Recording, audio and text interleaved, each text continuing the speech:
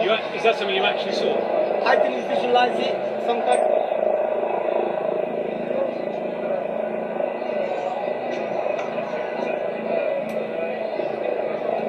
Well, joining us now from Nottingham is Matt Rapp. He is the General Secretary of the Fire Brigades Union. Mr. Rack, of course, universal gratitude for the work that your members and other emergency services are doing. What are your thoughts on this disaster? I can't recall seeing an incident like this in the tower block in my career in the fire service or as General Secretary. It's absolutely appalling, and I think everyone's thoughts are with people who have lost their lives and who have been injured or whose lives have been disrupted by this terrible incident. And of course with the firefighters and other emergency service workers who are dealing with it all through the night and continue to do so. But it's absolutely remarkable, horrible scenes that the fire has taken hold so quickly across the whole of the building. Tower blocks like this, firefighters would normally expect to fight a fire from within the building. They would expect to find a safe fire escape to dry rising mains and so on, other engineered structures to allow firefighters to tackle a fire in a flat in a building like this, and clearly that hasn't happened on this occasion.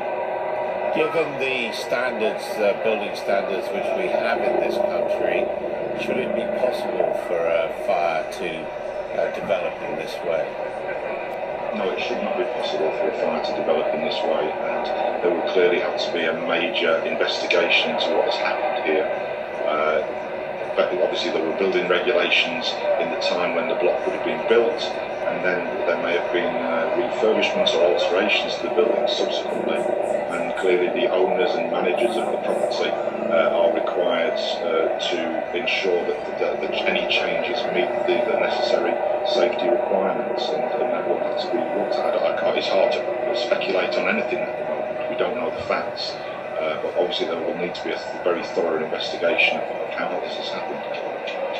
From what you've heard from colleagues and your own expertise, do you have any idea? I know you don't want to speculate unnecessarily, but any idea of what appears to have happened? People are talking about the cladding of the building may be the reason why it spread so quickly. Again, I've heard those reports on the press from residents and commentators this morning. Clearly, there may be mechanisms, or there are systems whereby cladding is applied to buildings, and the owners and the people doing the work, the contractors, would clearly be expected to comply with, to undertake risk assessments and ensure that any alterations, including cladding, would comply with the necessary requirements, so that this shouldn't be happening if it is the cladding, but we don't know that as yet. So clearly that's something that needs to be investigated subsequently. So the London Fire Brigade will be carrying out an investigation, but I think there probably needs to be a much wider investigation as well. Jim Fitzpatrick has also raised the question of sprinklers in the building, the absence of. Yeah, most domestic properties like this will tend not to have sprinklers within them. There has been some debate. I mean, there's a long-running debate about sprinklers in buildings in the UK, and they clearly can very much assist firefighters and deal with situations. There are also domestic types of sprinklers. They wouldn't necessarily be in a building like this, because people would expect that in a building like this, the fire would normally be contained to the flat or room of origin, and firefighters would be able to go in and tackle the fire in the flat or room of origin. And that's the expectation. That's how buildings are constructed, and that's how the fire service would normally operate. And after a catastrophic fire like this, presumably the building will have to be demolished. I wouldn't want to speculate on that. I've heard that there's structural engineers down to see what, to monitor for the safety of the fire crews who are still on the ground. Yes, I'm not a building engineer, so I wouldn't know that, but I suspect that's a possibility, certainly. And finally, Mr. Rack, members of the public are obviously very concerned about this situation. If they want to help, is there anything they can do?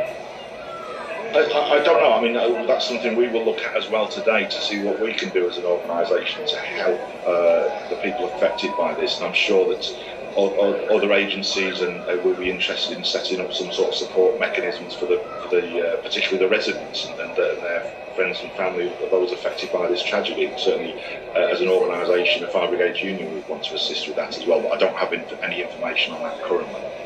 Matt Rack of the Fire Brigades Union, thank you very much indeed for joining us. This is the dreadful scene in West London at the Grenfell Tower. You're watching Sky News.